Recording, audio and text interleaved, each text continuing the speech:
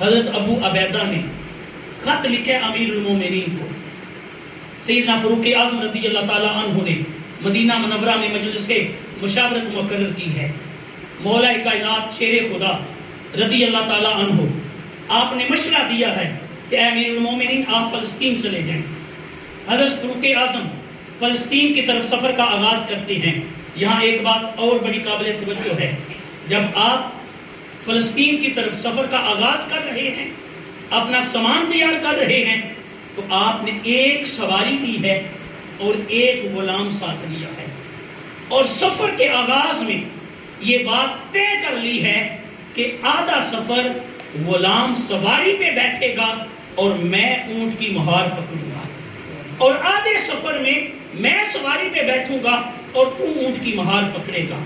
اور پھر یہ عجیب حسن اتفاق ہے کہ جن کی تربیت اللہ کے نبی نے کی ہے، جن کے دل کا تزکیہ اللہ کے رسول نے کیا ہے، جنہوں نے تربیت اللہ کے نبی سے پائی ہے، اللہ کے رسول سے علم حاصل کیا ہے، چشمے فلک نے پھر یہ منظر دیکھا ہے کہ جب فاروق اعظم فلسطین کے اندر داخل ہو رہے ہیں تو غلام سواری پہ سوار ہے اور امیر المومنین نے اونٹنی کی مہار پکڑی ہوئی ہے.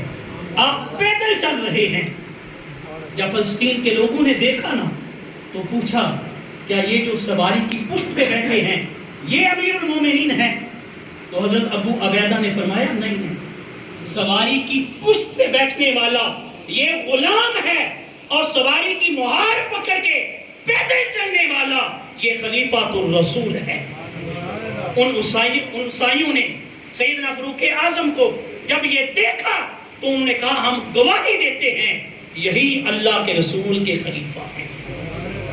اور یہاں ایک بات اور بھی بڑی قابل توجہ ہے، تاریخ کی کتابوں کے اندر یہ روایت کی آتی ہے کہ شہر فلسطین میں داخل ہونے سے پہلے جو مسلمان فوجی، مسلمان سپاہی فلسطین کے اندر موجود تھے، وہ آپ کی بارگاہ میں آئے ہیں سیدنا فاروق اعظم کے پاس، اور آپ کی عرض کرتے ہیں اے امیر المومنین، کل آپ نے شہر کے اندر داخل ہونا ہے، آپ کا لباس پھٹا پرانا ہے، آپ کی قمیض پھٹی پرانی ہے، اس کے اوپر پیبند لگے ہوئے ہیں. اے امیر المومنین، آپ یہ نیا لباس پہن کے فلسطین شہر کے اندر داخل ہوں، وہاں آپ نے پادریوں سے ملاقات کرنی ہے، انہوں نے آپ کی زیارت کرنی ہے، آپ یہ پھٹا پرانا لباس اتار کے یہ نیا لباس پہن کے آپ فلسطین کے اندر داخل ہوں.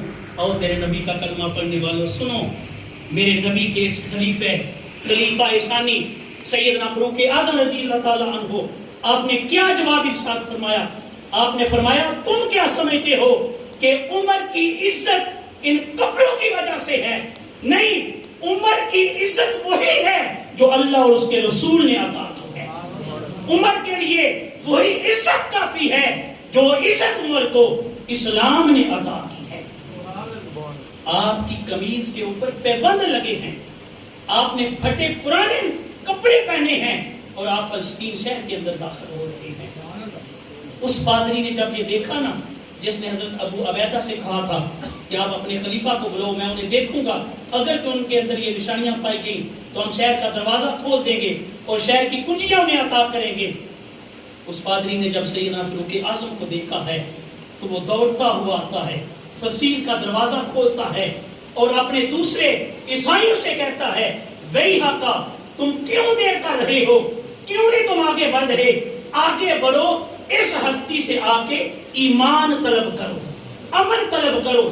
یہ وہی ہستی ہے جس کا ذکر ہماری مذہبی کتاب کے اندر موجود ہے. سیدنا فاروق اعظم نے بغیر جنگ کے آپ نے شہر فلسطین کو فتح کر دیا. نعت تو شعر کا ہے، لیکن اس کے اندر منقبت کا بھی مفہوم پایا جاتا ہے کہ ایک بار اور بھی طیبہ سے فلسطین میں آ، راستہ دیکھتی ہے مسجد اقصی تیرا. کہ اے امیر المومنین، اے فاروق اعظم، ایک بار آپ پھر آئیں، آپ نے بغیر جنگ کے فلسطین کو فتح کر لیا ہے. ایک بار اور بھی طیبہ سے فلسطین میں آ کہ راستہ دیکھتی ہے مسجد اقصی تیرا. مسجد اقصی کے اندر سب سے پہلی نماز سیدنا فاروق اعظم نے پڑھائی ہے. اور میں نے پہلے بھی یہ بات بیان کی تھی کہ جب کعبے کے اندر، کعبہ شریف کے اندر، کعبہ بیت اللہ شریف کے اندر سب سے پہلی نماز کس نے پڑھائی تھی؟ سیدنا فاروق اعظم نے پڑھائی تھی. جب آپ نے اسلام قبول کیا ہے، مسلمان چھپ کے عبادت کرتے ہیں، آپ حضور کی بارگاہ میں حاضر ہوتے ہیں، اسلام قبول کرتے ہیں، کلمہ پڑھتے ہیں اور عرض کرتے ہیں اے اللہ کے حبیب، عمر بھی اسلام قبول کر لے، عمر بھی آپ کا غلام ہو اور پھر بھی مسلمان چھپ کے عبادت کریں. اے اللہ کے رسول، آج عمر نے کلمہ پڑھا ہے، آج ہم چھپ کے عبادت نہیں کریں گے، آج ہم کعبے کے سامنے کھڑے ہو کے اللہ کی عبادت کریں گے.